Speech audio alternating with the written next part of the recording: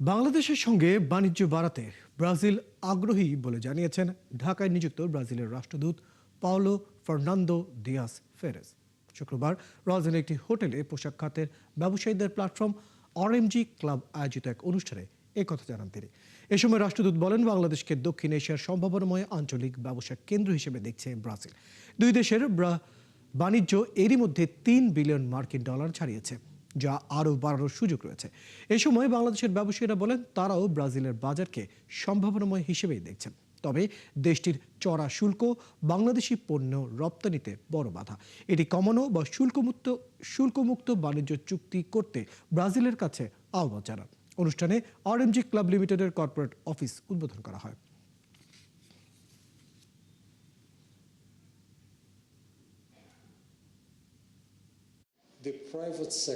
বাংলাদেশের সাথে বাণিজ্য বাড়াতে ব্রাজিল আগ্রহী।